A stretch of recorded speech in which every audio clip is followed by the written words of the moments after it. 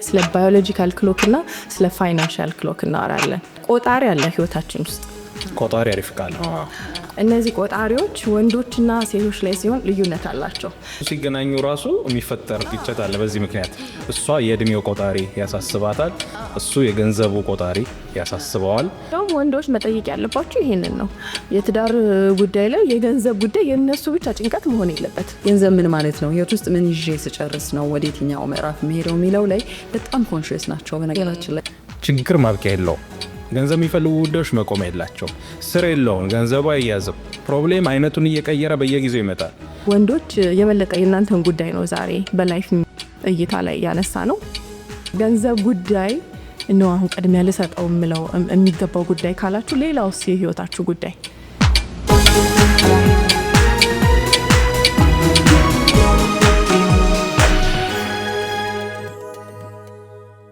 ሰላም ተመልካቾቻችን እንደምን አላችሁ? ይህ ላይፍ ሚዲያ ነው። ላይፍ ሚዲያ በህይወት በኑሮ ጉዳዮች ላይ የራሳችንን አተያይ አመለካከት የምናስቀምጥበት የምናወራበት ነው። ትግስት በጋሻው፣ ጸገነት ላቀና ነቢል መሐመድ አብረናችኋለን።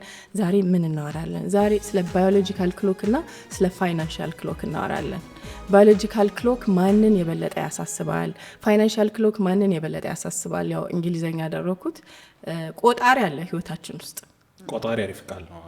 ቆጣሪ አለ። ይሄ ቆጣሪ ገንዘብን በተመለከተ የሚቆጥርብን ይሆናል። እንደዚሁም ደግሞ እድሜያችንን በተመለከተ እያሳሰብን የሚቆጥር ቆጣሪ ሊሆን ይችላል። እነዚህ ቆጣሪዎች ወንዶችና ሴቶች ላይ ሲሆን ልዩነት አላቸው። ብዙ ጊዜ ሴቶች ባዮሎጂካል ክሎክ ነው የሚያስጨንቃቸው የሚያሳስባቸው ሴቶች ይባላል። የእድሜው ቆጣሪ ነው። እና እድሜ እየጨመረ በሄደ ቁጥር ሴት ልጅ ማግባት መውለድ ካልቻለች እየተጨነቀች፣ ማህበረሰቡም እንደዚሁ እያስጨነቃት ጫና እያደረገባት የምትኖረው ህይወት አለ። የሆነ እድሜ ላይ ሴት ልጅ በተለይ ሀያዎቹ ስትገባ እንድትወልድ እንድታገባ አይደል፣ በጊዜ ትዳር እንድትመሰርት የሚሰጡ አስተያየቶች፣ ጫናዎች አሉ። ወንድ ልጅ ደግሞ ገና ከልጅነት ጀምሮ የሚነገረው ነገር ራሱን መቻልና ቤተሰብ ማኖር ነው ወደፊት ህይወቱ። ስለዚህ እድሜ የሄደ በመጣ ቁጥር ወንዶች ምን ያሳስባቸዋል? በገንዘብ ራስን አለመቻል የሚለው ነገር ካለ ከሌላው ህይወታቸው የበለጠ ቅድሚያ የሚሰጡት ራስን መቻል፣ ገንዘብ ማግኘት የሚለውን ጉዳይ ይሆናል። ትዳር ላይ ያሳስባቸው ይችላል። ራስን መጠበቅ ላይ ያሳስባቸው ይችላል። እንደምንም ብዬ እኔ ራሴን መቻል አለብኝ የሚለው ጉዳይ ላይ ያተኩራሉ ነው። ባዮሎጂካል ክሎክ በተወሰነ መንገድ ይሄ እድሜ እየጨመረ ሲመጣ አለማግባት፣ አለመውለድ የሚባሉ ነገሮች ቢያሳስባቸውም ግን ገንዘብ አለመስራት፣ በገንዘብ ራስን አለመቻል፣ ይሄ ኢንሴኪዩሪቲው ይብሳል ወንዶች ላይ ሲሆን ነው። እዚህ ላይ እናወራበት። እንዴት አየናቸው? ወንዶችን ሴቶችን እንዴት አየናቸው? አብዛኛው ነገር ያው ከማህበረሰብ የሚመጣው ኤክስፔክቴሽን አይደል፣ ጥበቃ ነው። ስለዚህ ሁለቱ ሲገናኙ ራሱ የሚፈጠር ግጭት አለ። በዚህ ምክንያት አንድ ሴትና አንድ ወንድ ልክ ሲገናኙ እሷ የእድሜው ቆጣሪ ያሳስባታል፣ እሱ የገንዘቡ ቆጣሪ ያሳስበዋል።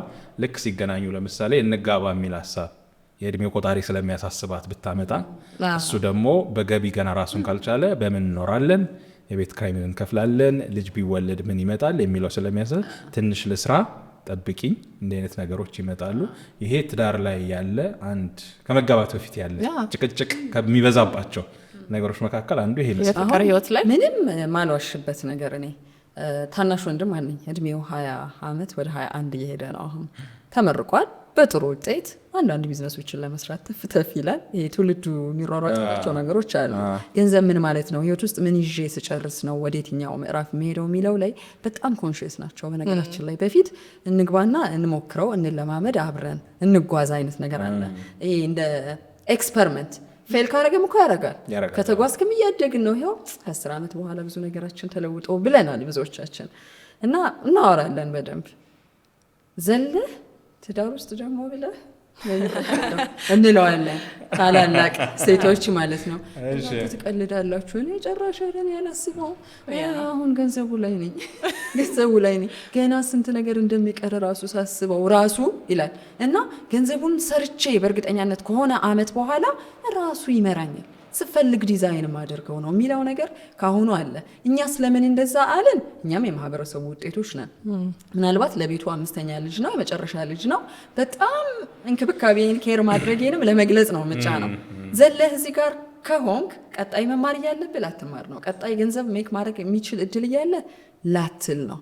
ግን ስለ አብራው ስላለችው ጓደኛ ወይም ስለምትመጣው ልጅ እድሜዋ ስንት ስለመሆኑ አልተጨነኩም። እውነት ለመናገር አንዳንድ ጊዜ በሱ እድሜ ክልል ውስጥም ከሆነ አብረን እንሰራለን። አሁን ብንጀምረው ግንኙነቱን ስንጋባ 5 ዓመት ብንጨምርበት የምትል እኮ የበሰለች ሴት መታ ሊሆን ይችላል። ስለሱ አልተጨነኩም። ይሄኛው ልምምድ አለ ብዙ ኢትዮጵያውያን ጋር። ያ ስለዚህ አሁን የማህበረሰቡ ጥበቃ ራሱ ወንዶች ላይ ያስቀመጠው ገና ከልጅነታቸው ጀምሮ ሙያው ላይ፣ ስራው ላይ፣ ገቢው ላይ እንዲሰራ የመጠበቅና እንደዚህ ማድረግ አለብህ፣ ይህን ትምህርት መማር አለብህ፣ ይሄ ገቢ ሊኖር ይገባል፣ ቤተሰብህን ማኖር አለብህ የሚለው ጥያቄ ነው እንጂ የሚበዛው ቶሎ ትዳር መስርታ ልጆች ወለድ ማድረግ አለብህ የሚለው ብዙም እንደ ጉዳይ አይነሳም። ይሄ ምን ያመጣል? በሌላ በኩል ካየነው ደግሞ ወንዶች ሌላውን ህይወት ቅድሚያ እንዳይሰጡት ወይም ቦታ እንዳይሰጡት ያደርጋቸዋል። በእርግጥ ከባህል የሚለያዩ ውሳኔዎች ናቸው። ከትዳር አንጻር ካየነው ለምሳሌ ወደ ተለያዩ ክፍለ ሀገራት ብንሄድ ትዳርን የሚታይበትና የሚወሰንበት መንገድ አዲስ አበባ ካለው ጋር ተመሳሳይ ላይሆን ይችላል። እድሜውንም ጨምሮ ቶሎ ይወሰናል። አሁን በምንድነው በገጠር አሁን በጣም እንደ ጥሩ ባህል የሚገለጽ አለ አይደል? ልጆቹን ራሱ ማህበረሰቡ ነው ጎጆ የሚያወጣቸው የሚያሳድጋቸው። ጎጆ ያወጣቸዋል ራሱ። የራሱ ጎጆ ለምሳሌ ሲያገባ አባት እርሻ ካለው ከእርሻው የሆነ ክፍል ለልጁ ሊሰጥ ይችላል። ያንን ያርሳል፣ ልጅ ይወልዳል፣ ሚስት ትመጣለች፣ ልጅ ይወልዳል። መጀመሪያ ላይ ግዴታ ነው ይሄን ማድረግ። እንደዚህ አይነት ነገሮች አሉ። ማለት አንድ ሀብት ነው፣ ሪሶርስ ነው፣ ገጠር ውስጥ ገቢ ማግኛ ነው። እና ያ ቤተሰብ ደግሞ በቂ እርሻ ከሌለው ምናልባት ብዙ ልጆች ካሉ እኮ አሁን ላይ እንዲሁም እየተፈጠረ ያለው ችግር ይሄ ነው ማለት የሀብት ክፍፍሉ ወይም ደግሞ የመሬት ክፍፍሉ በጣም አስጨናቂ ሆነ። ገጠር አካባቢ አሁን ምንድነው ለብዙ ገጠር ውስጥ ለሚኖሩ ሰዎች ወደ ከተማ ህይወት ወደ መፍለስ ምክንያት የሚሆነው የመሬት እጥረት ስላለ ነው። ስለዚህ ወይ መማር አለባቸው ወይ ወደ ከተማ መጥተው የጉልበት ስራ ሰርተው ህይወታቸውን ማሸነፍ አለባቸው፣ ወይም ከሀገር መሰደድ አለባቸው። እንዲህ አይነት ነገሮችን ስናይ በጣም ስትራግል ያደርጋሉ ወንዶች አይደለ? ባህር ላይ ብዙ ህይወታቸውን የሚያጡ ወንዶች አሉ አይደለ? በህገወጥ መንገድ ከሚጓዙ አብዛኞቹ ወንዶች እንግዲህ ህይወትን ለማሻሻል ህይወታቸውን የሆነ ቦታ ላይ መቀየር ስላለባቸው ነው በጣም አደገኛ ውሳኔዎችን የሚወስኑት። ያደግንበት ማህበረሰብ የሚለው ነገር የሚያስማማኝ ነገር አለ። ራስ ሳይጠና ጉተና። ራስ ለብዙዎች ወንድ ነው አይደል? ቤት ውስጥ በቃ ቤቱ ሲመሰረት ለብዙ ነገር ተጠሪነቱን ይሄ በኢኮኖሚ በተለይ የጀርባ አጥንት እንዲሆን ተለማምዶት የኖረውና ቤቱን በደንብ የሚያስተዳድረው ወንድ ነው ተብሎ ስለሚታሰብ መታሰብ ብቻ ሳይሆን ፕራክቲስ አድርጎት ኖሯል። እሱ ሳይጠና የምን ጉተና ነው ይዞ የሚመጣው? ያቺ ጉተና የተባለችው ደግሞ ሴቷ ናት። ሴቷ እሱ ቤት ውስጥ ስትመጣ ምንድን ነው ሊሆን የሚችለው ህይወቱ? እሷ እሺ እድሜ እየበረረ ነው ብላ ሊሆን ይችላል። ልትወልድ ነው። ከወለደች ደግሞ የእነሱን እርዳታና እንክብካቤ የሚፈልጉ ልጆች እየመጡ ነው። ለጊዜው አፍ ነው እንጂ የሚሰራ እጅ የሌላቸው ህፃናት ናቸው። ለረዥም ዓመት ማለት ነው የምናስተዳድራቸው። ምን መልክ ሊኖረው ይችላል የሚለውን ስናስብ ያስፈራናል። ዘመኑ ደግሞ ትንሽ ተቀየረና አርቆ የሚያስብ ትውልድ መጣ። ከዛሬ 5 ዓመት በኋላ 10 ዓመት በኋላ ስወልድ ስደግም 3 ቢያምረኝ ልጅ ብቻ አይደለም ቤታችን፣ ኑሯችን፣ መንቀሳቀሻችን፣ ላይፍ ስታይላችን፣ አለባበሳችን የሚለውን ዝም ብሎ እያሰላ የሚኖር ህዝብ ነው ያለው። እኔ አሁን ስትረሱ ላይ ብናወራበት ደስ ይለኛል። ወንዶች ላይ ያለው ጫና ውጥረቱ አይደል? ገንዘብን መስራት አለመቻል፣ አለማግኘት የሚለው ነገር ያለውን ጫና ብናየው ማለት ነው በወንዶች ላይ የፋይናንሻል ክሎክ በእድሜም ራሱ እየጨመረ ሲሄድ እየሄደ ከ20ዎቹ ወደ 30ዎቹ ከ30ዎቹ ወደ 40ዎቹ አንድ ወንድ እየተሸጋገረ በመጣ ቁጥር ይሄ ከገንዘብ ጋር ያለው ነገር ገንዘብ አለማስራቱ፣ የገንዘብ ነፃነቱን አለማስጠበቅ መቻሉ፣ ህይወት ላይ ያለው ትግል ጫናውን ብናየው ደስ ይለኛል። እሱማ በሌላ ያልተነገረ ጫና በቁጥር ደረጃ ካየሽው እኛ አሁን ይሄንን ዝም ብለን እንደ ገጠሩን ምሳሌ ያነሳንበት ጋብቻም የገንዘብም ጉዳይ ምንም ከባህል የሚለያየው ነገር ግምት ውስጥ እንዲያስገቡት ለመግለጽ ያህል ነው እንጂ ተመልካቾቻችን ጎን ለጎን ልክ 20ዎቹ ውስጥ ሲገባ ዝም ብሎ እንዲያው አዝማሚያውን ለማሳየት 20ዎቹ ውስጥ ሲገባ በቃ የሆነ መርገጫህን ፈልግ አይነት ነው። የትኛው ሙያ ቅድም ያልሹት ይጂ ሀስል ማድረግ ነው፣ የሆነ ነገር መሮጥ ነው፣ መፈለግ ነው የሚያደርግበት አይነት ነገር ነው። ልክ ወደ 30ዎቹ ምናምን ሲገባ እስከ 40ዎቹ ደግሞ የመረጋጋትና የማደግ በቃ የሆነ መሰረት የሆነ ነገር ይዟል። ቢዝነስም ከሆነ ቢዝነስ ማሳደግ፣ የተቀጠረበት ሙያም ከሆነ ያንን እና ብዙ ጊዜም ብዙ ወንዶች በተለመደም ንግግር 30ዎቹ ቢያንስ ከተማ ውስጥ ለጋብቻ ተመራጭ የሚሆኑበት አይነት እድሜ እንደሆነ ቴንደንሲው ይታያል በብዛት ከ20 ይልቅ ለወንድ 20 ላይ የሚያብዱበት እድሜ በቃ እሱ ጋር ትንሽን መርገጫሽን አላገኘሽም አይደለ? ከባድም ነው ነው ከብስለቱም አንፃር መልሶም እንትን ሊያደርግ ይችላል። ቤቱንም መያዝ ሊከብደው ይችላል፣ ሊሰበር ይችላል፣ መልሶ ግጭት ሊመጣ ይችላል፣ አለመግባባት ሊመጣ ይችላል፣ ብዙ ጣጣ ሊመጣ ይችላል እና በርግጥ 30ዎቹ ራሱን የቻለ ቀውስ አለው። ምን ላድርግ ምን ህይወቴ ምን ይሁን የሚለው ግን ቢያንስ 30ዎቹ 40ዎቹ ጋር ከመድረስ በፊት ያለው እድሜ የመረጋጋት እያለ የሆነ መንገድ የሚፈልግበት ነው። ከዛ ከ30 እስከ 50 ያለው እድሜ ወይም ከ30 እስከ 40 አድርጎ መጀመሪያ 30 እስከ 40 ያ ነው በቃ ትግሉ እንግዲህ አሁን የኑሮ ይሄ ወንድ ልጅ እየበሰለ ነው እየጎለመሰ ነው ምናምን የሚባልበት እድሜ እሱ ውስጥ ከፍተኛ ኃላፊነት የሚወስድበት ኑሮን የሚመራበት ይባንናሉ። ልክ 30 ውስጥ ሲገቡ ልክ ሴቶች 30 ውስጥ ሲገቡ እድሜያቸው ያባንናቸዋል እንደሚባለው አለማግባታቸው አለመውለዳቸው ያስደነግጣቸዋል የሚል ነገር አለ። ወይኔ 30 ውስጥ ገባው እኮ ሳላገባ በጣም እንደዚህ የሆነ ሪሌሽንሺፕ ቁም ነገር ያለው ሳልጀምር የሚለው ያሳስባቸዋል ይባላል። በመጣንበት ኤክስፔክቴሽኑም ጭምር አሁን ላይ እየተለወጠ ነው። በእርግጥ ሴቶች እየሰሩ ያሉ ሴቶች አሉ እና ደርሳለሁ ምንድነው የሚያጣድፈኝ ገንዘብ መስራት አለብኝ የሚሉ አቋም የሚይዙ ሴቶች እየመጡ ነው። ግን ስናየው አሁንም አለ ሰፊው ማህበረሰብ ስናየው የሴቶች ጭንቀት ልክ 30ዎቹ ሲገቡ አለማግባት አለማውለድ ሲሪየስ ሪሌሽንሺፕ ውስጥ አለመገኘት ያስጨንቃቸዋል። ወንዶች ደግሞ የተባለው ይሄ አልተጠበቁም እኮ አይደል ከ20 እስከ 30 ባለው እድሜ ችግር የለውም በቃ ነፃነትን አጣጥም ስራ ለመስራትም ከሆነ ማለት ነው ፍሪ ሁን ጓደኞቻቸውን በተመሳሳይ የሚያገኟቸው እንደዛ ሊሆኑ ይችላሉ። ስለዚህ ይሄ ኃላፊነት መውሰድ የሚባለውን ነገር ላያስቡት ይችላሉ። የሰው ልጅ ኃላፊነት መውሰድ አለብኝ ብሎ ሲያስብ ይመስለኛል በገንዘብም መሯሯጡን በደንብ የሚያስጨንቀው ግን መቻል አለብኝ የሚለው ውስጥ የሚከተለው ሀብት እዚህ ጋር የተዘራው ነው ብዬ ነው የማስበው። የተዘራውን ትዳር ይበትነዋል ወይ እሱ ሌላ ጉዳይ ነው። ቅድም ያልነው ካለ መብሰል ቢያጭደው ሊበትነው ይችላል። እዛ አፍላው እድሜ ላይ ይሄ ከትምህርት ቤት ከዛ ማህበረሰቡ ሲል የተለማመደው የኑሮ ስታይል ምናምን ስንደምረው ብዙ ዝግጁ አልነበረም። ልጆች ወልዶ ትዳሩን እንዴት ነው ማስቀጠል ያለብኝ የሚሉት ነገሮች ላይ ዝግጁ ያላደረግናቸው ሰዎች አሉ። እኔ እኮ ተናገርኩ አሁን ወንድሜ ምን እያልን ነው ያሳደግናቸው የሚለውንም ጭምር። በሌላ መንገድ ግን ስናየው ለምሳሌ ሴቷ 20ዎቹ አካባቢ ትምህርቷንም ተምራ ወይ ቢዝነስ ሰርታ ጥሩ ገንዘብ ቢኖራት እዚህ ጋር እየተጨነቀ ያለ ፋይናንሻሊ እንዳልደነግጥ በኋላ የሚያደርገኝን ጊዜ ልጠቀምበት የሚል ጥሩ ወንድ ቢኖር አብሯት ችግር የለውም እንግባ ትዳር ውስጥ ብትል ፈቃደኛ ይሆናል። ራሱ ብዙ ጊዜ አይሆን ራሱ እርግጠኛ የሚሆንባቸውን ነገሮች አድርጎ ሲጨርስ ነው ይዌልካም የሚለው ብዙ ወንድ። እዚህ ጉዳይ ላይ ግን እንድታስቡት የምፈልገው ግቡ ትዳር አይደለም። በዚህ ነገር ውስጥ ማለት ነው ግቡ የፋይናንሻል ክሎክ የምንለው ግቡ ትዳር ብቻ አይደለም። ወንዶች ከፍተኛ ስትረስ አለባቸው ነው ጭንቀት አለባቸው ነው።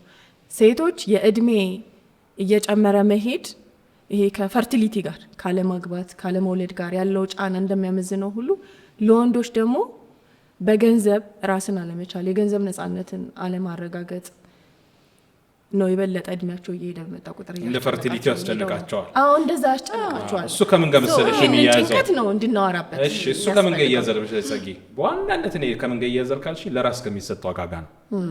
ለምሳሌ እኔ እድሜ ይሄ ሆኖ ምናልባት የኔ ጓደኞች አግብተው ተረጋግተው ኑሮን እያደረጉ እኔ እስካሁን እዚያ እንደ ቀልድ ይባላል በ40ዎቹ ቤት እናት ቤት ሆነ ምናምን ይባላል አይደለ?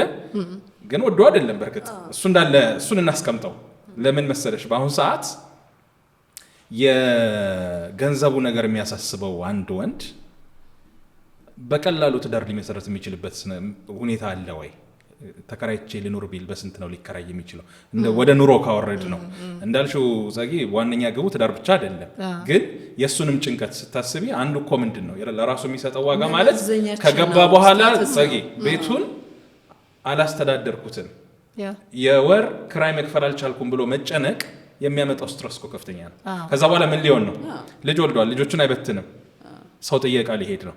ከቤተሰብ ጀምሮ የሆነ ነገር እንዲሸፈንለት የሆነ ነገር የማድረግ ይሄ ደግሞ ለራስሽ ከምትሰጪው ክብር ለራስሽ ከምትሰጪው ዋጋ ጋር በተያያዘ የሚፈጥርብሽ ከባድ የሆነ ስሜት አለና ሴኪዩር መሆኑን ሳያረጋግጥ ይሄን ህይወት ቢያንስ በዚህ ስራ በዚህ ሁኔታ ልመራው እችላለሁ የሚለውን ማረጋገጥ ሳይችል ገብቼ ኪሴ ባዶ ቢሆን ማን ነው የሚሰጠኝ? ግን መቼ ነው ሴኪዩር ማድረግ መጀመሪያ ያለበትን ማሰብ የሚኖርበት? ልክ ሆነ እድሜው ወደ 30ዎቹ ወደ 40ዎቹ ሲገባ ነው እንደ መባነን ያለበት?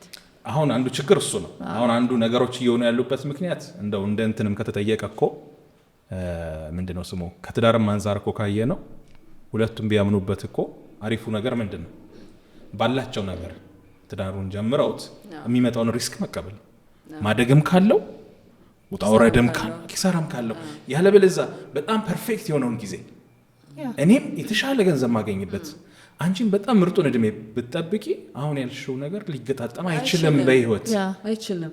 ምናልባት ትንሽ ሊቀራረብ የሚችል ነገር አለው ወይም ከህሊና ወቀሳ ራቅ ያለ ነገር ነው የወሰነው ብለን እንችላለን ነው እንጂ እንደተባለው በቃ አሁን ልክ ነው ነይ አንቺ ምንም ይዣለው ሊባል አይችልም። ግን ቅድም ያልሽው ጸጊ አንዱ ህይወት ውስጥ የሆነ የምናነጻጽራቸው ነገሮች አሉ እንደ ህይወት ምዕራፍ ብለን ሴቷ እኮ ጋብቻ ባይኖር ኖሮ ስለ መውለድ አታስብም ወይም ችግር የለውም ጋብቻውን ባልመሰርተው ልጅ በ19 ዓመት ይወልዳለሁ ቁጭ እላለሁ ወይም 27ም 37ም ወልዳለሁ ብላ እሱ ብቻ አያስደስታትም።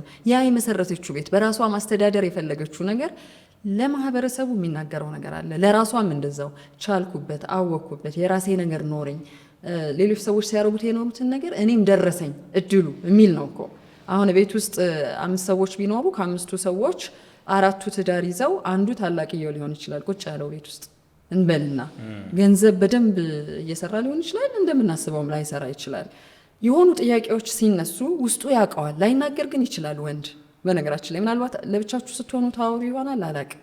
ምን አይነት የፋይናንስ ውጥረት ነው ያለበት የሚያባንነው የሚያቃዠው ወይም የበታችኝነት ስሜት እንዲሰማው ከሌሎች ሰዎች ጋር ሲነጻጸር በቃ ያልሹ ቆጣሪው እየቆጠረ ነው ግን እኔ እረፍት የለኝም ከግቤ አልደረስኩም እና ይሄ አልተገናኝቶም አይነት ነገር ውስጥ ነው ያለሁት የሚለውን ውጥረት ለብቻው ነው የሚጋፈጠው ከጓደኞቹ ጋር ነው ፋሚሊው ያውቃል የሚለው የጥያቄ ምልክት ውስጥ ይቀመጥ። ሴቶች ብንሆን እናወራለን አረ እንደው ባልም ፈልጊልኝ ይባላል እኮ ወይም የጨነቀኝ ነው የደበረኝ ነው አልቅሽ ይለኛል። ይሄ ሁሉ ሰው እየተጋባ ነው ጋብቻ እንኳን ሳይሆን እድሜ እየጨመረ ሲሄድ የሚጠበቅብህን ነገሮች እንደ ማህበረሰብና እንደ ራስህም የምታስባቸው ነገሮች አሉ። የነዛን ጫና በተመለከተ ሴቷ የምታስተዳድርበት መንገድ እንደውም ጥሩ ነው የተባለው ይሄ ትነጋገራለህ ከጓደኞች ጋር ታወራለህ ስትረስን ትወጣለህ። ወንዶች ጋር ሲሆን ግን እድሜ እየሄደ ነው እኔ ግን ምንም የለወጥኳቸው ነገሮች የሉም በሙያም ራሴን አላሻሻልኩም በገንዘብም ደግሞ የምፈልገው ቦታ አልደረስኩም እና እንዴት ነው ከዚህ በኋላ እኔ ህይወት የሚቀጥለው የሚለው ጭንቀትን ወንዶች እንዴት ነው ማኔጅ የሚያደርጉት? እኔ አሁን ለዛ የጋራ ቀለል ያለ አኗኗር እንቀበል ይባላል ሁሉ ጊዜ አንቺን ባለሽ ሰው አብሮ ነው የሚያድገው ቤት ውስጥ ከገባ በኋላ እውነት እኮ ነው ግን ያን እንቀበለዋለን። ሁሉም ነገር ቀለል ያለ እየተባለ ነው ቀስ እያለ ጫና እየተጨመረ ይመጣው። ቀለል ያለ እኮ ሲባል መውሰድ ያለብሽ ሪስክ አለ። ለምሳሌ ሰው አንቺን የሚያይብሽ መንገድ አለ። በሚያይብሽ መንገድ ልክ ቤት ለመከራየት የምትፈልጊ ከሆነ ሰው አንቺን በሚያይሽ ልክ ለመልበስ የምትፈልጊ ከሆነ ሰው አንቺን በሚጠብቅሽ መልክ ብዙ ነገሮች ማድረግ የምትፈልጊ ከሆነ ያ ነገር አይመጣም ማለት ነው። ለዚህ መወሰን እና መተው ያለብሽ ለሁለታችሁ ምናልባት ቀሏችሁ የፋይናንስ ጫና ሳይጫናችሁ ኑሮ ልትጀምሩበት የምትችሉትን ነገር ማሰብ ያስፈልጋል። ለዚህ የተመቸ አይነት ነገር ቅድሚያ የሚሰጣቸው ነገሮች በጣም የተለያዩ ነገሮች ማድረግ ይቻላል እና ለዛ ደግሞ መላ ማምጣት የቻሉ ብዙ ሰዎች በብዙ ትዳሮች ውስጥ አይተናል። በቀላሉ እንዴት ህይወታቸውን በምን መልኩ ጀምረው በምን መልኩ አሳድገውት እንደውም እነሱ ህይወታቸውን ከጀመሩ በኋላ ሳይታሰቡ የመጡ ነገሮች አሉ። የወንዱ ላይ እንደውም የሚገርምሽ ብዙዎቹ የተለመደ ነው በፋይናንስ ረገድ በስራው ረገድ እንደውም ካገባው በኋላ ከወለድኩ በኋላ ስራዬ እንትን ሆነ እኔ የማደርጋቸው ነገሮች ተሰበሰቡ ወደ ቤት ነው የምሮጠው ምናምን የሚሉ ወንዶች ትሰሚያለሽ። ለምን እስካሁን እንደው ሳላገባ ቀረሁ የሚሉም አሉ። ያ በራሱ ምንድን ነው የሆነ የጠበቀለት ኢነርጂ አለ የሆነ ቦታ ከመባከን የገላገለው ነገር አለ አረጋግቶታል። እሱ በገንዘብም ሲተረጎም የሚያተርፍለት ነገር አለ በራሱም ሰላም ላይ እንደዚሁ የሚያመጣለት ነገር አለ እና የኑሮ ነገር መቼም የሚያበቃ አይደለም። የችግር ነገር መቼም የሚያበቃ አይደለም። ሁሉንም አሟልቼ ጀምራለሁ ማለት ከባድ ነው። ደረጃ ላይ ያሉ ወንዶች ናቸው በነገራችን ላይ እንደሚሉት። አሁን ትናንት አንድ ልጅ አላገኘንም እንደ ቀልድ ነው አንተ አደግክ እኮ አይኔ እያየ አልኩት ስለው ምንድን ነው የመለሰው? አረጀው እንጂ 3 ብር በኪሴ ሳሊዝ አለ። መልሱ እንደዛ ነበር። እሱ የሚጠብቀው ነገር አለ። ራሱ ከሌላ አካባቢ ነው ወደ አዲስ አበባ መጥቶ ስራ ሊሰራ የነበረው። እኔ ድሮ ማቀው ልጅ ነው። የእድሜው ጉዳይ ሲመጣ አየሽ ቀድሞ የኪሱ ጉዳይ ነው የታሰበው ማለት ነው። ስለ ፋይናንስ ነው። አንቺ ብዙ አመታትን ቆጠርሽልኝ እንጂ እኔ በቃ 3 ብር እንኳን የለም ኪሴ ውስጥ። ያን እድሜውን ባንኩ ላይ ካለችው ካስቀመጣት ብር ጋር ነው የሚያየው። በቃ ለፋው ሰራው ምናምን አሁንም ገና ነኝ አልተገናኘሁም ከዛ ከምፈልገው አድጋለሁ በኪሴ የሆነ ነገር ይዛለሁ ብዬ ካቀድኩት ነገር ጋር ብሎ አለን። በአጋጣሚ አሁን በሁሉም ደረጃ ውስጥ ያሉ ወንዶችን ብናያቸው በእርግጠኛነት ፕሮፌሽናል የሆነው ቢዝነስ ውስጥ የተሰማራው ቤት ውስጥ ገና ተፍተፍ እያልኩ ነው ብለው ከወላጆቹ ጋር ያለውም በእርግጠኛነት ያሰላል፣ ያወርዳል፣ ቀንሳል፣ ይጨምራል። ገንዘብን በተመለከተ የሚያስቡት ነገር ፕሮቫይደር መሆን አለባችሁ የሚለው ወደ ማህበረሰቡ ኤክስፔክቴሽን ደግሞ እንምጣ። የራስ ስሜት እንዳለ ሆኖ ማህበረሰቡ እንዴት አድርጎ ነው ያሳደገ? ምን ጠበቀብህ? ወንዶች ላይ ምንድነው ሲጠብቅ የኖረው? 20ዎች ውስጥ ሆነ አንተ ወላጆችን ስለምንድነው ሲያወሩ ይሄ ነበረው? ገንዘብ ስለመስራት፣ ራስን ስለመቻል፣ ስለመረጋጋት ነው ወይስ የገባው እኮ ነው ትዳር መመስረት አለብህ የሚለው ሴቶችን የሚያሳስባቸውን ይሄ ባዮሎጂካል ክሎክ ያልነውን ነገር ነው ተጭኖ የነገራቸው። ሶ 20ዎቹ እድሜ ለወንዶች ያለ መረጋጋት የማበጃ ጊዜ አይደል? ይሄ በቃ ወይም ደግሞ እሱን እንቶ አይ እኔ መማር አለብኝ ገንዘብ መስራት አለብኝ ወደሚለው እንዲባክኑ የሚያደርጋቸው እድሜ ይሆናል 20ዎች ውስጥ አብዛኛው ቁም ነገር የሚያስቡት ወንዶች በቃ ራሴን በገንዘብ ማሻሻል ያለብኝ መማር ያለብኝ በሙያ ማሳደግ ያለብኝ ጊዜ ነው ብለው ለዛ የሚተጉ ወንዶች ይሆናሉ። ሌሎችንም አረ ደርሳለሁ እኔ ገና ፈታ ምልበት እድሜ ነው ፈታ ነው ማለት ያለብኝ በዚህ እድሜ ምን አስጨነቀኝ የሚል ይሄ ራስን ዘና አድርጎ የመኖሪያ ጊዜ የምትፈልጊውን ነገር የመኖሪያ የነጻነት ጊዜ አድርጎ የማሰብ አለ እና ይሄ ወደ 30 ውስጥ እድሜ ሲገባ ነው ጭንቀቱ የሚጀምረው ማለት ነው ብዙ ወንዶች። እሱ ከአስተዳደግም ከሚያጋጥምሽ ልምድም የሚመነጭ ይመስለኛል። የአንዳንድ ቤተሰብ ምናልባት ለምሳሌ ታላቅ ወንድም ታናሹን ሳይደርስ ገና ለእንደዚህ አይነት ነገር ቀድሞ ሊያዘጋጀው ይችላል። አሁን ጸጊ የምትይው እኮ ዝግጅት በጭንቅላታችን እየተሰራ ቢመጣ እኮ የሚመጣብንንም ችግር መተንበይ እንችላለን እና ራሳችንን ለዛ ማዘጋጀት እንችላለን አይደለ? ግን አንዳንዱን ኢንፎርሜሽን ካለፈ በኋላ ነው የምንሰማው። ከሆነ እድሜ ከሄደ በኋላ ነው እንዲህ ብናረግ ጥሩ ነበር ያኔ የነገረን የለም የምትይው የለም ያኔ በዚህ ጉዳይ ላይ ያባነነን የለም። አሁን ለምሳሌ ጭንቀት በሆነብሽ ጉዳይ ላይ በኑሮች ላይ የዛሬ 5 ወይ 10 ዓመት ያን ኢንፎርሜሽን ብታቂው ኖሮ የተሻለ ተወስኝ ነበረ። ግን ያ ነገር ባለመሆኑ ምክንያት ያን ተጽዕኖን አሁን ታየዋለሽ እና ይሄ የኤክስፖዠር የቤተሰብ ፕሬሸሩ ያለው የእድሜ አቻዎች ግፊት ራሱ ምንድነው የሚያሳየው? ወንዶች ላይ ይሄ 10ዎቹና 20ዎቹ እድሜ ውስጥ ሲሆን ምንድነው የሚያወሩት? የትኛው ነገር ነው የሚያሳስባቸው? ለነገሩ ይኸውልሽ አንድ እኮ ደግሞ እግረ መንገድ መታው የሌለበት ነገር የሚነግረን የለንም። በሚያገኙት ገንዘብ ራሱ ምንድነው ማድረግ የሚነግረን የለንም የሚለው እንደተጠበቀ ሆኖ ጎን ለጎን ደግሞ ቢነገረንስ እንሰማለን ወይ የሚልም እኮ አለ። አቴንሽናችን ምን ላይ ነው በዛ ሰዓት? የፍቅር ህይወት ከሆነ ትኩስ የፍቅር ህይወት ነው፣ ሌላ ዓለም ነው። ከጓደኛ ጋር የሚሰጠው ጊዜ በጣም ከፍተኛ ነው አይደል? ምክንያቱም የትምህርት ቤት እድሜ ነው። 20ዎቹ ማለት የትምህርት ቤት እድሜ ነው በአብዛኛው። ስራም ብትጀምሪ የጀማሪ ስራ፣ የጀማሪ ኮሌጅ፣ የጀማሪ ስራ ምናምን የሚባሉ አይነት ጊዜያቶች ስለሆኑ እንደንትኑ በተለይ ደግሞ እንዲህ የከተማውን አኗኗር ካየነው ጓደኝነት፣ ከጓደኝነት ጋር የተያያዙ ህይወቶች፣ ከቤተሰብሽ ካደግሽበት ነጠል ብለሽ ለመውጣት የሆነ ነገር የሆነ መንገድ ደጅ ማለት የምትጀምሪበት ጎረምሳ አልገባም ወይ አመሸሽ ምናምን የሚባልበት የለም። ፎከስሽ ከቤትሽ ወደ ደጅ መሄድ የሚጀምርበት ነው። በዚህ ሰዓት ትንሽ ስራ ልትለምጂ ትችያለሽ። በዛው መጠን ደግሞ አንቺን የሚጎዱ በጣም በርካታ ነገሮች ውስጥ እንደዛው ልትገቢ ትችያለሽ እና በጣም አንገብጋቢ ጊዜ ነው። በተለያየ መንገድ አሁን ጫናውን ይሰጣል ሰው። አዎ ይሰጣል። አሁን በገጠር ከተማ ውስጥ የሚኖሩ ብዙ ያክስት ልጆች አሉኝ። ወንዶቹን እናያቸው ብንል በ20ዎቹ መጀመሪያ አግብተው የወለዱ ቤትም የእርሻ መሬትም የሚያስተዳድሩ ናቸው። ምናልባት እነሱ በ20ዎቹ መጀመሪያ የወለዷቸው ልጆች በቃ አሁን ደግሞ አድገው ሊያገቡ ነው ብለን ልናስብ ሁሉ እንችላለን። አሁን ምንድነው ቢያንስ የተባለው ገጠር ውስጥ ትልቁ ሀብት ምንድነው? መሬት ነው። ስለዚህ አንድ ሰው መሬት አገኘ፣ አንድ ገጠር ላይ ያለ ልጅ መሬት አገኘ ማለት መሬቱን ይዞ ትዳሩን መመስረት ይችላል። እንደ ቁም ነገር የምናስበው ስንል ለምሳሌ ሊበትን ይችላል፣ ገና ነው አልበሰለም ምናምን ያልነውን እዚህ ከተማ አካባቢ ያመጣነው ነገር ላይሰራ ይችላል እዛ ገጠር ውስጥ። ለምን ካልን አባቱ ገና ባፍላው እድሜ ኤክስፒሪየንስ እንዳደረገ እርሻ ሲሄድ እኮ ትንሽ ልጆች አብረው እርሻ ይሄዳሉ፣ ከብት ይጠብቃሉ፣ ኑሮን በደንብ እየተለማመዱት ራሱም ይሄኔ አባቴ እኮ የ25 ዓመት ልጅ ሆኖ ነው የወለደኝ የሚል ልምድ አለው። ባህል ሆኗል። ባህል መሆኑንም እኮ የምናውቀው አሁን ለማነጻጸር የፈለግኩት እንደዛ ነው። ከተማ አካባቢ ደግሞ እኔ ወንድሜን እንደዛ ያልኩት። ስለዚህ ራሱን እያዘጋጀ የሚሄደው ዙሪያ ያሉትን የእሱን እድሜ ኩዮችንም ቁጭ ብለው የሚያወሩት እንደምንም ብለን ሮጠን እንደውም ያሰሉታል እኮ አሁን 20ዎቹ ነኝ አይደል 70 ዓመት ብሯሯጥ ያችን ነገር ይዤ እንደው 30ዎቹ መጀመሪያ ላይ እንኳን ለትዳር ብዘጋጅ የሚል ነው። ፕራክቲካል መሆኑን እንትን እናድርገው፣ እንደ ምንድነው ማሳመኛ እንውሰደው። የምርም አዎ ከተማ ውስጥ ያለፉት ብዙ ጊዜያቶች ውስጥ ትውልድ ሁሉ የተመላለሰበት ነገር ይሄ ነው። በቃ ሲማሩ ራስሽን ላሳድግ ካልሽ እስከ 20ዎቹ መጀመሪያ ትቆያለሽ። ከ20ዎቹ መጀመሪያ ያደለውና ስራ ፈጥራለሁ ያለ የራሱ ገንዘብና እንቅስቃሴ ይኖረዋል። ልቆጥበው ምንም አላድርግ ቁም ነገርም ላድርግ ቢል 5 ዓመት የምንጨምርበት 30ው ጋር መሄዱ አይቀርም።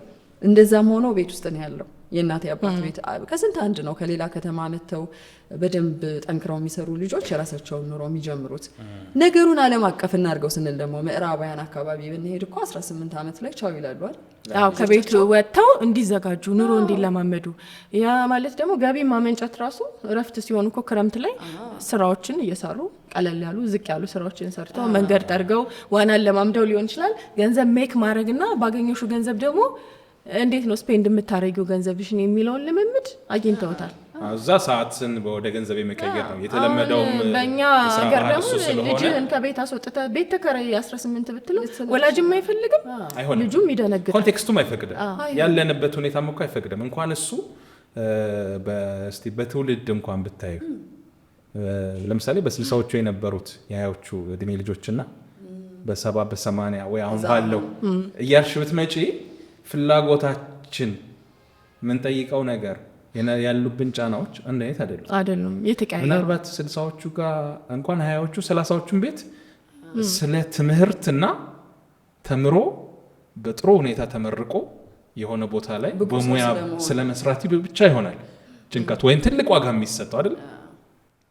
አሁን በ20ዎቹ ያለ ትምህርቱን ስለ ቢዝነስ የሚያስብ ስለ ገቢ በእኛና በእኛ ታናናሾች መካከል እንኳን ስለ ገንዘብ ያለውን ልዩነት በምታይበት ሰዓት ይሄ ዘመኑ ራሱ እየፈጠረ የመጣው የተለያየ ጫና ፍላጎቶች እላለሁ እኮ አሁን መማሪያ ጊዜ ነው። ሁለተኛ ትምህርት፣ ሌላ ሶስተኛ አሻሽል ብቃ እያለን እንመክራለን። እኛ እንደዛ ነው ተመክረን ይኖር ነው ኖ አይሰራም። አሁን ጎን ለጎን የሚሰሩ ነገሮች ይበልጡብኛል የሚል ነው። እሱም ብቻ ደግሞ አይደለም ያየሁት፣ ዙሪያ ያሉ ሌሎችም ጓደኞች ናቸው። ስለዚህ ምናልባት ከምንለው ቆጣሪው ከሚያስደነግጠው እድሜ ቀድሞ ወደምንላቸው የህይወት ነገሮች ውስጥ ሊሄድ ይችላል። ሀስል እያደረጉ ነው በቃ ግን ገንዘብ ለማግኘት። ድሮ የ30 ምናምን አመቱ ወንድ ልጅ ያረገ የነበረውን ዋጋ መክፈል እየከፈለ ነው እዚህ ጋር። ለዛ ነው ይሄ ፋይናንሻል ክሎክ ከገንዘብ ጋር የተያዘው ቆጣሪ አሁን ለወንዶች አስጨናቂና አሳሳቢ ጉዳይ ሆኗል የተባለው። ድሮ ለምሳሌ ደሞዝ ብቻ ነበር ልበልሽ በሆነ ትውልድ ላይ በ300 ብር ደሞዝ እኮ የሆነ በማህበር ተደራጅተው መሬት ይመሩና በቂ ሀብትና የመሬት ሀብት ነበር። ምንም የሚያስደነግጥ አሁን ብር ያለው ዋጋ ምንድን ነው? የብር ግንዛቤው ራሱ ሌላ ሆኗል። የገንዘቡ ፋይናንሻል ነገር ምን እየፈለገ ነው? ያ ልጅ አሁን ስንት ብር ነው የሚያወጣው ሲውል? የሆነ ጊዜ ዘመን ልጅ ኪስ ውስጥ ስንት ብር ሲኖረው ነበር በቂ ለመዝናናት የምታሳልፊባቸው ቦታዎች የሆነ ቦታ ለማውጣት የምታሳልፊባቸው። አሁን ለገንዘብ ያለው አተያይ የሚገኝበት መንገድ ሙሉ ሰዓቱንም ትምህርት ላይ እንደድሮ ቀጥል ብትዩ ዝግጁ አይደለም። አይኑን በየአቅጣጫው እያሳየና እንዴት ይሄን ዘመን ሰርቫይቭ ማድረግ አለብኝ ብሎ እያሰበ ነው። ወቅቱም ያመጣበት ፈተና አሁን ቅድም ጸጊ ላልሹ የጫና ውጤት ሴቶች ጋር እንዳለው ላይሆን ይችላል። የተለየ ቅርጽ ሊኖረው ይችላል። ይሄ ጫና ግን የምፈራው ግን ምንድነው? ለምሳሌ አሁን ብዙ የምንሰማቸው ታሪኮች አሉ። ራሳቸውን ከሆነ ነገር የነጠሉ ወንዶች ለብቻቸው የሚቆዝሙ ሱስ ውስጥ የሚቆዩ እንደው ትልቅ ደረጃ ላይ ደርሶ ራሱን አውጥቶ ለሌላም ሰው ይተርፋል የሚባል ሰው አልባሌ ቦታ ጋር ልናገኘው እንችላለን። በድብት ውስጥ እየተሰቃየ በአይምሮ ህመም ውስጥ ጭምር እየተሰቃዩ ያሉ ሊሆኑ ይችላሉ። ግን አውጥተው አያወሩትም። ያሳፍራል። በነገራችን ላይ ስንት ዓመት ነው ይባልና 40 አሁንም ማኘ ጋር ነው እኮ ሊያስብል ይችላል። 40 ውስጥ ሆና አሁንም ኮንፊደንስ ኖሮ ጓደኞች እንደሚያደርጉት ወይ ታናናሾች የምታረግ ሰው አይደለህም የሚያስብለው ጫና ከባድ ይሆናል። የዛኑ ያክል የትውልዱ ልዩነት ቅድም ያልነው አንድ የ40 ዓመት ጎልማሳ ወንድ ቢኖርና 25 ዓመት ላይ በጣም የፋይናንስ ነፃነቱን ያስጠበቀ ብዙ ትውልድ ተፈጥሮ ከሆነ ያስቆዝማል። በቃ ይሄ አምልጧል። ከዚህ በኋላ ምንድነው አደርግ እነሱ ጋር ሊደርስ የምችለው? እነሱንም ታያቸው ራሱ ህይወቱን መምራት የሚችለው ፋይናንሱን አግኝተው የሚለው በጣም አውጥተን ልናወራው የሚገባም ጉዳይ ነው። በጣም ማለት ነው። እሱን ነው ቅድምም እኮ እንድትነግረን የፈለግነው ነቢል። እኛ ከወንዶቹ ጋር ለብቻ ምንድን ነው የሚያወሩት የሚለውን ላናይ እንችላለን። በቃ ምንድን ነው ይሄ ለራሳቸው የሚሰጡት ዋጋ፣ የትኛውን ገንዘብስ ነው ሲያገኙት እንደተባለው በቃ አሁን አስጠብቀዋለሁ፣ ነፃ ሆኛለሁ። አሁን የጊዜው ትልቁ ቆጣሪ ነው ለወንዶች የሚያስጨንቃቸው ጉዳይ ሆኗል። ፋይናንሻል ክሎክ የተባለው ማለት ነው። እድሜ እየጨመረ በመጣ ቁጥር ገንዘብን መስራት አለመቻላቸው፣ የገንዘብ ነፃነታቸውን ማረጋገጥ አለመቻላቸው የሚያስጨንቃቸው ትልቁ ጉዳይ ሆኗል። ለዘመናት ሴቶችን የእድሜ እየጨመረ መምጣት፣ አለመግባት፣ አለመውለድ የሚባለው ነገር የሚፈጥርባቸው የጭንቀት ጫና ከባድ መሆኑ ማህበረሰቡን ጥበቃ ጨምሮ እሱ እንዳለ ሆኖ የወንዶች ደግሞ አሁን አስጨናቂው ጉዳይ የገንዘብ የፋይናንስ ቆጣሪ ነው። የገንዘቡ አሁን እኔ እንደው ለሁሉ መለኪያ እንዳይሆን እንጂ ለምሳሌ ወንዱ በጣም ሊጨነቅበት የሚችለው አንዱ ጉዳይ በብዛት የሚሆነው በወሰነው ጉዳይ ነው። በብዛት ሊጸጸት የሚችለው ይሄን አርጌ ቢሆን ኖሮ የሚሉ ውሳኔዎች። ለምሳሌ በፊት በነበረው ትምህርት ለምሳሌ 12ኛ ክፍል ጨርሰሽ ወደ ኮሌጅ የገባ አለ፣ ቢዝነስ ውስጥ የገባ አለ። አሁን ትምህርት ቤት የነበሩ ልጆች ላይ የሚወራ ነገር አለ። እንትና 12ኛ ክፍል ከወጣም በኋላ ገባ እንትን ስራ ውስጥ መርካቶ እንዲህ አይነት ቢዝነስ ውስጥ ገባ፣ እንትና ኮሌጅ ገባ፣ እንትና እንዲህ ምናምን ሆነ። ቢዝነስ ውስጥ የገባው አሁን ባለሀብት ሆነ ወይ ያኛውን ሂሳብ እንዲሰራለት ወይ ቀጥረዋል ወይ ምናምን የሚመጡ ነገሮች አሉ። ሁሉም ቢዝነስ ውስጥ የገባ ይሳካለታል ላይሆን ይችላል ትርጉሙ። ግን ሁሉም የመረጠው መንገድ አለ። የመረጠው መንገድ ግን የሆነ ዋጋ ያስከፍለዋል ሁሉንም አይደለ? መጨረሻ ላይ ሲያስበው ከገንዘብ አንጻር ሲያየው የዛኔ ይሄን ነገር ጀምሬ ቢሆን እኮ ይሄንን አገኝ ነበረ ወይ ይሄን አድርግ ነበረ ይላል። ከዛ የዛሬ 5 ዓመት ወይ የዛሬ 10 ዓመት ስለ ዛሬው ህይወት አታቂ መገመት አትችይ። እንዲህ አይነት ለምሳሌ ኑሮ እንደዚህ ይወደዳል ብለሽ ገምተሽ አሁን ለምሳሌ በህይወታችን እኛ የምናሳልፋቸውን ቻሌንጆች የዛሬ 10 ዓመት መገመት ትቻለሽ? ብዙ ሰው ይቸገራል። ስለዚህ ልክ ችግሩ ሲመጣ የዛኔ እንዲያዝ ውሳኔ ወስኜ ቢሆን ኖሮ ይህ የሆነ ገንዘብ እንዲያስቀምጭ እንዲያርጌ ቢሆን ኖሮ የሚሉ ጸጸቶች ብዙ ወንዶች ጋር ሊኖሩ ይችላሉ። አንዳንድ ጎልማሳ ወንዶችን እሰማለሁ። ለምሳሌ ግድ የለህም ይሄ ነው እድሜ፣ ትክክለኛው እድሜ እንዲህ ማድረግ ልክ ሴቶች እንደሚባሉት መውለድ አለብሽ፣ አሁን ግድ የለም ልጅ በልጅነት ነው አይደል እየተባልን የኖር ነው። ግን ህይወት ታግሎን እነሱ ባሉት ካልኩሌሽን ያልመጣን ሰዎች እኮ ኖረን ሊሆን ይችላል። ግን ትጨነቃለህ ውስጥ ሰው ልክ ነበር ነው እኔ ልክ ነበርኩ የሚለው ኮንፊውዥን ህይወትን እንዳታጣጥመው ያደርግሃል። ገባ? ለምሳሌ በ25 ዓመትሽ እኮ የ3 ልጆች እናት መሆን ትችይ ነበር ብሎ ነው ያሳደገን። በ25 ዓመቴ ገና እኔ እየገባሁ ነው ትዳር ውስጥ። ወንዶች ጋርም ተመሳሳይ። እኔ 21 እና 22 ወይ 23 ዓመት ላይ አባቴም ማህበረሰቡ ምኑም እንደ ቀልድ ነበር ያየው ህይወቴን። እዛ ላይ ግን ገንዘቡ ነበረ፣ ይሄኔ እድሉ ነበረ ለወንዶቹ ማለት ነው። ያዝ ብታደርገው ኖሮ ህይወትን ብትጀምር ኖሮ ወይም አሁን እንዳትጨነቅ የሚያደርጉህ ነገሮች ላይ ውሳኔ ቢኖርህ ኖሮ ቁም ነገረኛ ብትሆን ኖሮ ነው ባጭሩ ማድረግ ትችላለህ ብለው የሚመክሩ አሉ፣ እድሜያቸው ገፋ ያሉ ወንዶች። ያን ጊዜ ግን አይ አንተም አልፈህ ሆነው ዘና ብለሃት በጥብጠኝ የሚል ብዙ ወንድ አለ፣ መጨነቅ የማይፈልግ። ያ ጭንቀቱ ተሰብስቦ እኮ ነው በኋላ ላይ የሚመጣው። በኋላ ላይ ይመጣል የተባለው ጸጸትም የሚኖረው ያኔ ነው። ማድረግ ይችል ነበረ። ሁልጊዜም ዛሬ ይሻላል ከነገ። በተለይ ፋይናንስን ማመቻቸትን በተመለከተ፣ እድልን መግዛትን በተመለከተ ዛሬ ይሻል ነበረ። እሺ፣ ሌላው ደግሞ ይሄ ሴቶች ልክ የገንዘቡ ጉዳይ የሚያሳስበው ወንድ ሊሆን ይችላል እና በቃ እኔ እንደ እድሜ እኮ እየሄደ ነው እንጋባውት ወታ አለ አይደል? ይሄንን ሁለቱ አይገናኙም።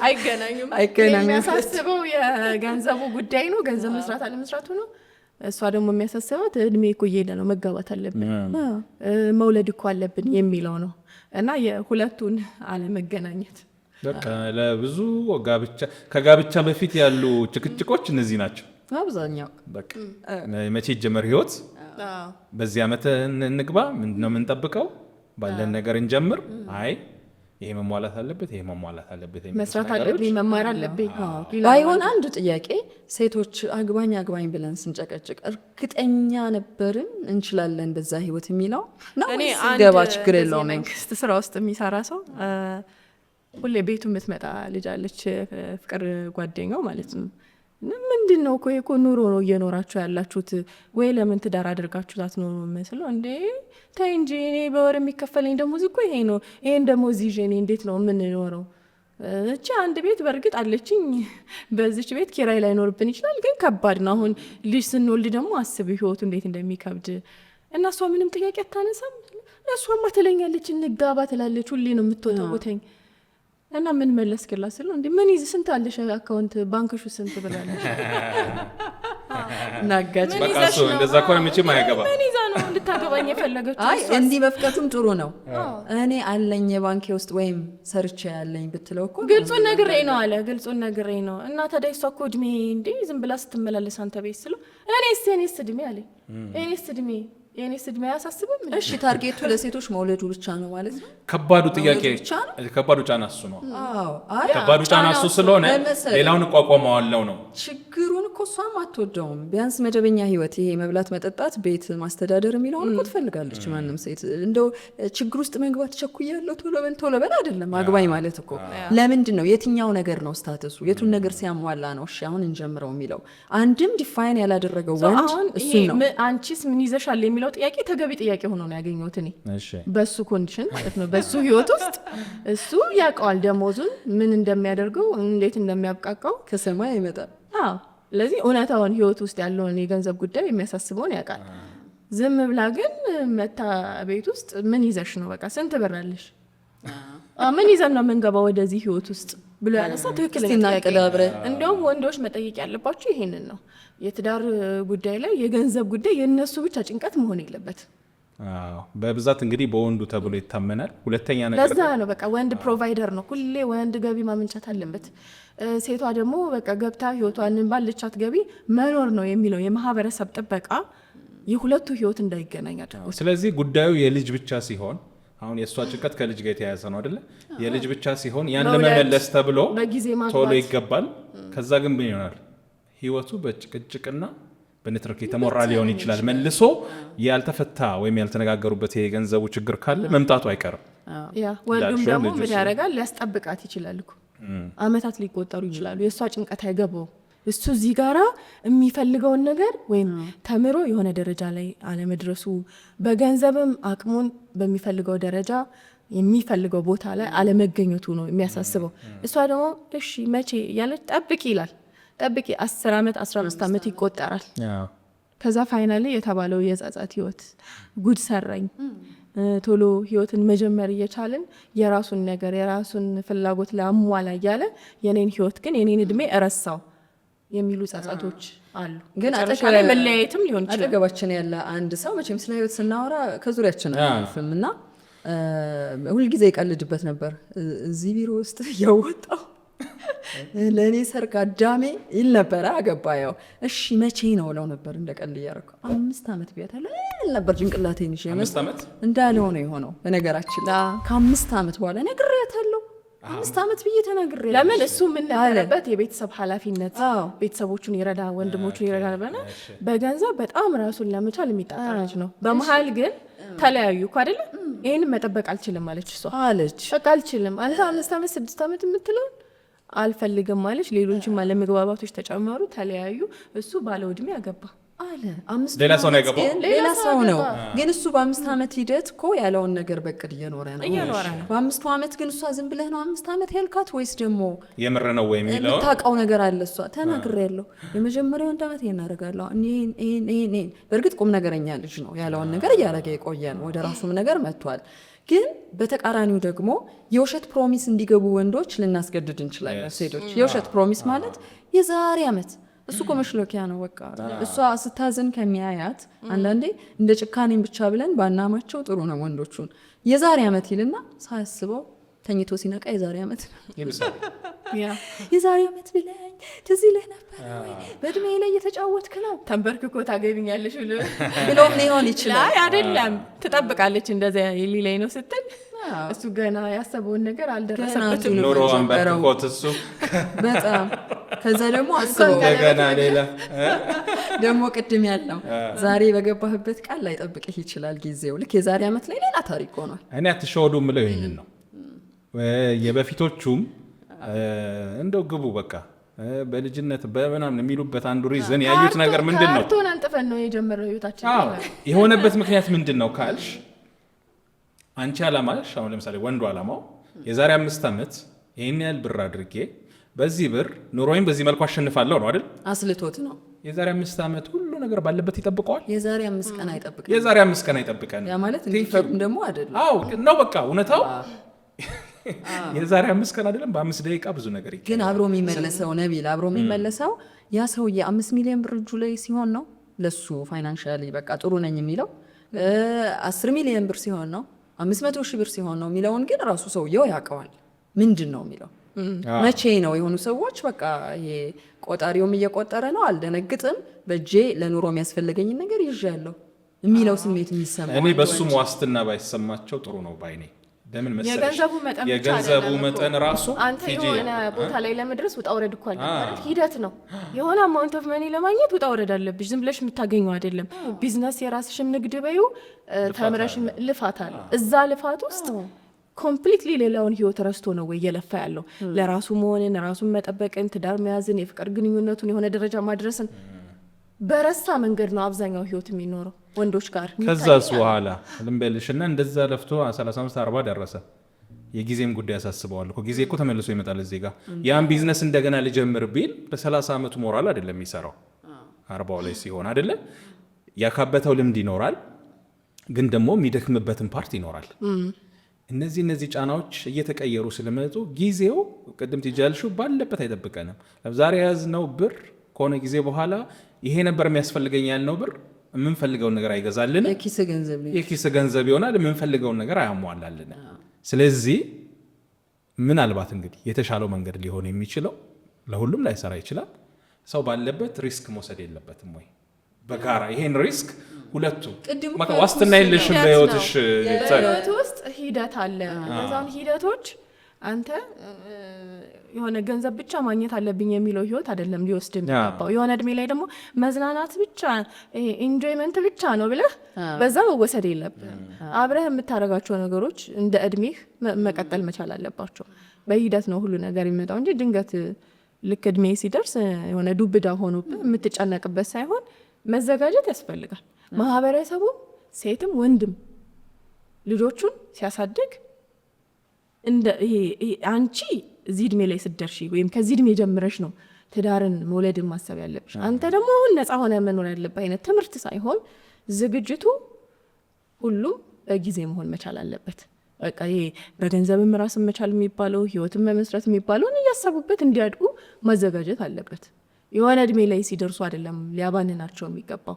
ወይም ደግሞ ኤክስፔክቴሽኖቻችን ትልቅ ጫና ሊፈጥሩብን አይገባም ህይወታችን ላይ። ማህበረሰብ ወይ ዩኒፎርም አድርገው ካልተባለ በስተቀር አሁን አንድ ወንድ ልጅ ሁሌ ፕሮቫይደር ተደርጎ የሚታሰበው ሁሌ ገንዘብ አመንጪ፣ ሁሌ በገንዘብ ራሱን መቻል የሚለውን ነገር እንዲጨነቅበት አድርገን ለምን እናሳድገዋለን? ገንዘቡማ ያመንጨው ያመንጭ ወንድ ያ ነው። ስለዚህ አይገናኙም። ገንዘብ ወንድ ያመንጭ ተባለ ሴቷ ዝም ነገር ማመንጨት ከበደ። ስለዚህ መቼም ያቺ የሚፈልጋትን ያለ ማመንጨት ፍላጎት አይደለም ያለው ትምህርቱ የለም። ደግሞ አሁን ሌላ ጊዜ በሌላ ራስ ልናወራበት እንችላለን። ይሄ ፋይናንሻል ሊትረሲ የሚባለው ነገር በትምህርት ቤትም በምንም ለምሳሌ ስለ ሂሳብ ከሆነ ምን እንደምትማሪው ደንበኛ የተለመዱ ሂሳቦች አሉ በእውቀት ደረጃ፣ ወይ ደግሞ አካውንታንቶች ከሆኑ የሚማሩት ምናምን አለ። ግን ህይወትን የተመለከተ ለምሳሌ የገንዘብ አያያዝ መቼ ነው የምናውቀው? ብዙ መከራ ደርሶብን ነው። በጣም መቼም ቆጥቡን ባንክ ነው እያስተማረ ያለው ልበል፣ ወይስ ደግሞ ሰው የሚያገኘውን ነገር ሀብቱን ትንሽ ነገር ተረድቶ እንዴት ለህይወቱ የሚጠቅም ነገር ማድረግ አለበት የሚባለውን እድለኛ ከሆንሽ ከጎንሽ ያለ ሰው ይነግርሻል። ያ እድል ከሌለሽ አተሽ ብር በትነሽ ተቸግረሽ በብዙ መከራ ይሆናል። ምናልባት ነገሩ ሲገባሽ እጅሽ ላይ ደግሞ ምንም ነገር ላይኖር ይችላል እና ጋፕም አለ። እዚህ ጋር ቅድም ያነሽ ወንድማ ያመንጭ ብለሻል። ይሄ ቀላል ቢመስል አስተያየት ግን በጣም ከባድ ጫና የሚፈጥር ነው ወንዶች ላይ። ስለ ወንዶች ነው አሁን እንደውም ማብላጫውን ነገር እያወራን ነው። የፋይናንስ የገንዘብ ጉዳይ የተጠበቀባቸው ነገር በጣም ጫና እየፈጠረባቸው ስለሆነ ማለት ነው ህይወታቸው ላይ። ወንድማ ያመንጭ የሚለው ነገር ሌላውን ህይወቱን እንዲተወው አላደረገም ወይ? ወንዱን የትዳር ህይወቱን፣ ለራሱ የሚሰጠውን ጊዜ፣ የማህበራዊ ህይወቱን አስትቶ የገንዘብ ሩጫ ላይ፣ ልፋት ላይ፣ ድካም ላይ አርጎታል እኮ። ስለዚህ የሱስ ህይወት፣ የዲፕሬሽን ህይወት፣ የስትረስ ህይወት ወንዶች ላይ ቀውስ እየፈጠረ ያለው አንዱ ምክንያት ይህ አይደለም? እሱማ በሌላ መንገድ ስናየው ሴቷም ትውለድና ትቀመጥ ጓዷን ይዛ እያስተዳደረች ትኑር እኮ ብለን ኖረን እንደዛ አይደለ የኖርን ያለ ነው። እንደዛ እኮ ነው የኖርን ያለ ነው። በደንብ ትክክል ነው፣ ትክክል አይደለም፣ ትክክል አይደለም። እኩል ቢኖሩት ነው ጥሩ የሚሆነው። ዓለም ለእኩልነት ብዙ እየዘመረች ነው። አልቻልንም ሳይሆን የሞከርን የሆነ ነገር ለማጣጣም እያመጣን ነው። ከወላጆቻችን የወረስናቸው ነገሮች ረዥም ጊዜ ይወስዳሉ በሚል እሳቤ ነው እኔ ወንድሜን ሪስክ ወስጄ የምመክረው ማለት ነው። ትዳሩን መስርቶ ልጅ ወደ መውለድ ቤት ወደ ማስተዳደር የሚሄድ ከሆነ ብዙ ነገር ስለመስራታችን እርግጠኛ ትዳሩን ጤናውን ሁሉ ትቶ እኮ ነው ወንድ ልጅ ብዙ ነገር ዋጋ የሚከፍለው ገንዘብ ለማግኘት ወይም ራሴን ለመቻል ብሎ ጤናውን ይረሳል፣ ራሱን ይረሳል አይደለም። ጤና ለዚህ ነው ቅድም የመጀመሪያው ይሄ የወንዶች ገንዘብ ነገር ሌሎችንም የጤና ለራስ ከሚሰጥ ዋጋ ጋር የሚያያዘው። ስለዚህ ያን ቤት አንድ ክፍልም ትሆን 5 ልጅ የሚኖረው አንድም ልጅ ይኖረው ለማቆም ነው። እንደው በዓላት ላይ እንኳን አንዱ ቤት ጎድሎ አንዱ ቤት ሲሞላ ያን አላሟላውም በሚል በውስጡ ስንት የሚያለቅስ አባት አለ። ይሄ የሚሆንበት በተለይ ስራው ላይ ኑሮ ላይ በመጣበት ጫና ለቤቴ የሚገባውን ነገር አላደረኩም ብሎ ካሰበ ነው። ስለዚህ መሄድ ያለበት ርቀት ይሄዳል። ብዙ ሰው በውስጡም ተፈጥሮም ይመራዋል፣ የማህበረሰቡም ጫና አለ። ተፈጥሮም ደግሞ ይሮጣል። በተቻለው መጠን ያለውን ሰብስቦ አምጥቶ ነገሮችን ለማድረግ ይሞክራል። እና ይሄኛው ነገር ግን ምንድነው? አንድ ችግር ማብቂያ የለውም። ገንዘብ የሚፈልጉ ጉዳዮች መቆም የላቸው። ስር የለውም። ገንዘቡ አይያዝም። ፕሮብሌም አይነቱን እየቀየረ በየጊዜው ይመጣል። ዛሬ ይሄን ያህል ብር ሰብስቤ ቤቴን እንዲያሻሽላለሁ ቢል አንድ ልጁ ዛሬ ቢታመምበት ለሕክምና የሚያወጣው ገንዘብ ሙሉ ነገሩን ቀይሮት ብዙ ነገር ውስጥ ሊያስገባው ይችላል። ነው አሸነፍክ ብሎ እውቅናውን የሚሰጠው አሁን ፋይናንሻሊ ባለው ነገር አሁን ልክ ነህ፣ ትክክል ነህ ወይም ደግሞ በቅተሃል የሚለውን ነገር የሚነግረው ማን ነው? እንደ ቤታችን ስለሆነ የምንኖረው ሁላችንም ማለት ነው። አንዱ የኔ ለምሳሌ የኔ ባለቤት አሁን ጥሩ ነገር ውስጥ ነኝ ያለሁት ሊል ይችላል። ከጋብቻ በፊትም ከጋብቻ በኋላም ይሄ ሀሳብ ሊኖረው ይችላል። አንዱ ደግሞ አብሮት ያደገ ወይም የኖረ ወይም የራሱ ወንድምም ሊሆን ይችላል። እንዴ ገና ምኑን ያስከውና ሊያስብል የሚችል ኑሮ እየኖረ ሊሆን ይችላል። እዛ ጋር ወንድማ ይህን ሁሉ ነገር ሲያደርግ ነው ትክክለኛው አባወራነቱ ወይም የቤቱ ራስ እንደተባለው።